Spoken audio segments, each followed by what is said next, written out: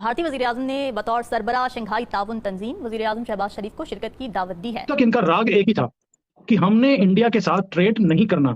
भारत की ही हिमायत क्यों की जाती है इस इशू के अंदर? देखिए, हिमायत नहीं की जाती। उन्होंने अपने आप को एक इकसादी ताकत के तौर पे एस्टेब्लिश किया और जब तक 370 नहीं हटेगा, और आज वो सब चीजों को भूल गए और फिर कह दिया कि we want normal relations with India and हम ट्रेड शुरू करना चाहते हैं। अगर कोई पीछे है तो हम हैं। दोस्तों, नरेंद्र मोदी जी ने एससीओ 23वीं एससीओ समिट में कटोरे को सामने सामने सुना दिया है। बराबरी की सतह पर तलकात बनाने में नाकाम रहे। नतीजा यह निकला कि कश्मीर इशू ने हमारी पॉलिटिक्स को, हमारी इकोनॉमी को, हमारे रीजन को डिराइव किया। आतंकवाद क्षेत्रीय एवं वैश्विक शांति के लिए वो खतरा बना हुआ है। शंघाई ताउन तंजीम इजलास में वज़ीर-ए-आज़म की शिरकत से क्या पाक भारत ताल्लुकात में बेहतरी आ सकती है?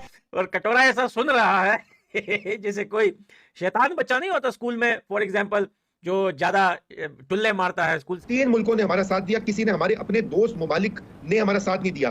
तुर्की, मलेशिया और ईरान, मैं अगर मुझे याद पड़ता है। इसके अलावा दुनिया में 200 ममालिक हैं, 197 मुल्कों ने चूं नहीं की। पैसों के सामने ये हर चीज भूल जाते हैं पाकिस्तानी।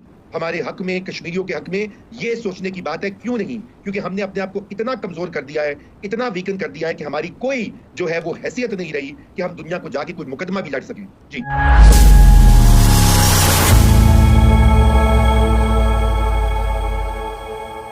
नमस्कार दोस्तों, प्रधानमंत्री नरेंद्र मोदी शंघाई सहयोग संगठन एससीओ के वर्चुअल शिखर सम्मेलन की मेजबानी की।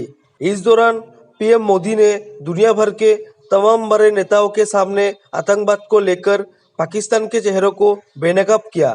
पीएम मोदी ने कहा कि आतंकवाद किसी भी रूप में हो, हमें उसके खिलाफ मिलकर लड़ाई करनी होगी।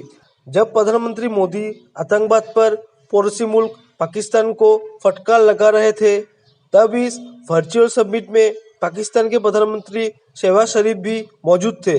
पीएम मोदी ने पाकिस्तान का नाम लिए बिना कहा कि कुछ देश क्रॉस बॉर्डर टेररिज्म को अपनी नीतियों के उपकरण के रूप में इस्तेमाल करते हैं और आतंकवादियों को पनाह देते हैं। एससीओ को ऐसे देशों की आलोचना में कोई संकोच नहीं करना चाहिए। इस वर्चुअल बैठक में चीन के राष्ट्रपति शी जिनपिंग और रूसी राष्ट्रपति व्लादिमीर पुतिन समेत एससीओ देशों के राष्ट्रीय अध्यक्ष भी मौजूद थे। प्रधानमंत्री मोदी ने कहा कि आतंकवाद क्षेत्रीय और वैश्विक शांति के लिए प्रमुख खतरा बना हुआ है। इस चुनौती से निपटने के लिए निर्णायक कार्रवाई आवश्यक है। आतंकवाद चाहे किसी भी रूप में हो, किसी भी अभिव्यक्ति में हो, हमें इसके विरुद्ध मिलकर लड़ाई करनी होगी। चलिए दोस्तों, इसी पर आगे पाकिस्तानी मीडिया के रिएक्शन देखते हैं। ये कि आज पाकिस्तान ने वही किया जिसमें वो एक्सपर्ट है और उनकी एक्सपर्टाइज है भीख मांगने की। आप सोच के देखिए, अभी तो रिसेंटली $3 बिलियन का इनको कमिटमेंट मिला है आईएमएफ से, तो भी हटे नहीं। अब अगली जो भीख है उसकी तैयारी इन्होंने कर दी। आप सोच के देखिए, अब तक इनका राग एक ही था कि हमने इंडिया के साथ ट्रेड नहीं करना जब तक 370 नहीं हटेगा, और आज वो सब चीजों को भूल गए और फिर कह दिया कि we want normal relations with India and हम ट्रेड शुरू करना चाहते हैं। अरे भाई, 370 का क्या हुआ? भूल के क्या? पैसों के सामने ये हर चीज भूल जाते हैं पाकिस्तानी। और आप देखिए रोहित भाई, खासियत क्या है इनकी कि पहले आपको याद होगा इमरान खान ने बोला था जर्मनी और जापान की बॉर्डर लगते हैं एक दूसरे के साथ, याद है आपको? जर्मनी और जापान का बॉर्डर इमरान खान ने वो कुछ सूंघ के आया होगा तो बोल दिया उसने कि दोनों का बॉर्डर से लगता है।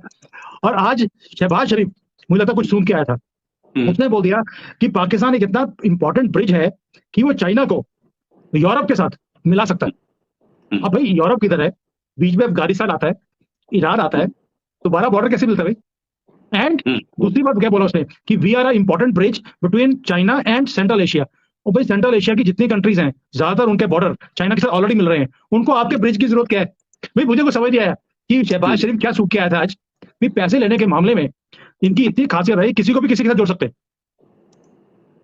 पहली ये बात भी कि इनके कितने रिलेशन है यूरोपियन यूनियन से। आज जो हालत है फ्रांस में, और आज जो फ्रांस के दंगे स्विट्जरलैंड तक पहुंच गए हैं, वो सारे के सारे पानी पी के गाली दे रहे हैं पाकिस्तान को कि तुमने ये सारा रेडिकलाइजेशन किया है, तुम्हारी एक हफ्ते से ऊपर हो गया। यस रोहित भाई, मैंने आपको एक बार बोला था, और मेरे जो अपना चैनल है उसके ऊपर मैंने एक वीडियो डाला था कि पाकिस्तान कैसे सबसे बड़ा पनौती है। आप देखिए, ये जहां जाते हैं वहां गन जल जाता है। अभी ये पिछले हफ्ते शहबाज शरीफ जो उनका प्रधानमंत्री है, वो फ्रांस आकर आया, जिस दिन वहां से निकला है उसी दिन वहां पर दंगे शुरू हो गए।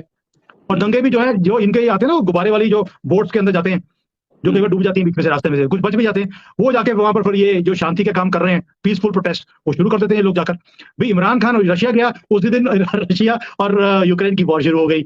ये फ्रांस में गया तो फ्रांस में आग लग गई। ये जहां जाते हैं वहां पर तबाही ही लेकर आते हैं, इनका ये हाल है। तो ये पनौती कंट्री है, इसका कुछ नहीं हो सकता।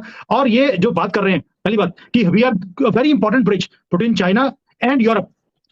भाई आप सोच के देखो, टूटे फूटे पुल के ऊपर जो चलेगा वो भी गिर जाएगा, क्योंकि इनका तो पुल कभी भी गिर सकता है। तो कि क्या सूंघ के आते, मुझे आज तक समझ नहीं आया इनका। राइट, अच्छा ये बात तो सही है। मीना जी पूछ रही हैं कि कब तक उधार के पैसों पे देश चल सकता है। मीना जी 70 साल से तो चल ही रहा है और चल ही रहा। ये लोग क्या कहते हैं, घुटनों में बल जो चलता है उसको ऋण बोलते हैं, ऋण ना बोलते हैं, क्या बोलते हैं उसको वर्ड को। ये ऐसे ही चलते रहेंगे और इनको आदत है।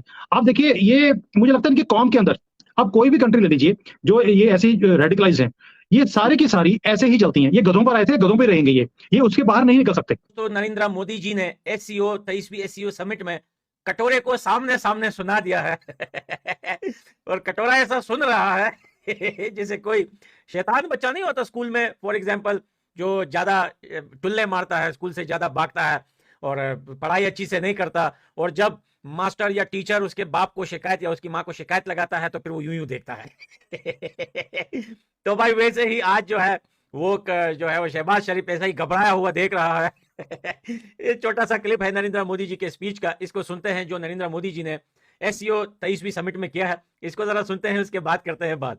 देश क्रॉस बॉर्डर टेररिज्म को अपनी नीतियों के इंस्ट्रूमेंट के रूप में इस्तेमाल करते हैं, आतंकवादियों को पनाह देते हैं। एससीओ को ऐसे देशों की आलोचना में कोई संकोच नहीं करना चाहिए। आतंकवाद क्षेत्रीय एवं वैश्विक शांति के लिए प्रमुख खतरा बना हुआ है। शंघाई ताउन तंजीम इजलास में वज़ीर आज़म की शिरकत से क्या पाक भारत ताल्लुकात में बेहतरी आ सकती है? अयूब खान साहब चाहते थे कन्फेडरेशन भारत के साथ, बड़े अच्छे मरासिम चाहते थे। ज़ियाउल हक साहब क्रिकेट डिप्लोमेसी करते रहे भारत के साथ, उनके भी बड़े अच्छे मरासिम करने की कोशिश की उन्होंने। मुशर्रफ साहब ने निहार वाली हवेली का दौरा करके आगरा समिट हुई और एक माहिदा भी तय पा रहा था, बड़ी जबरदस्त नेगोशिएशन चल रही थी। लेकिन जब वाजपेयी पाकिस्तान आते हैं मियां नवाज शरीफ की दावत पे, तो उस वक्त ऐसा क्या हो जाता है कि अचानक हमारी दुश्मनी जाग जाती है, बड़ी सीरियस किस्म की, और बड़ा अजीबोगरीब एहतजाज हो जाते हैं। मैं तो समझता हूँ सबसे बड़ा जो अपॉर्चुनिटी है, जो भी मोदी किया और कर रहा है, इसका एक मौका इसको मिला है कि इसके स्टांस को क्लैरिफाई करने, एक किस्म का एक मौका मिला है कि हमारा ऑनर को अपने लोगों के साथ, कश्मीरियों के साथ ठीक करने, माने कि to show that we stand by our commitment. अगर यही एक चीज़ अगर हो गया तो उनके लिए बड़ा फ़ायदामंद होगा। ठीक है। जिधर कश्मीर इन इंटरनेशनल फोरा इज़ कंसर्न, वो जो पुराना स्टैंड है लोगों का और मुल्कों का, कोई कहते हैं बायलैटरल है, कोई कहते हैं कि होना चाहिए according to the resolutions of the UN, मगर कहने के लिए ज़्यादा वो एक साल में एक दफ़े चुपके से वो कह देते हैं, या कहते नहीं है, बता देते हैं कि हम we stand by the old stance.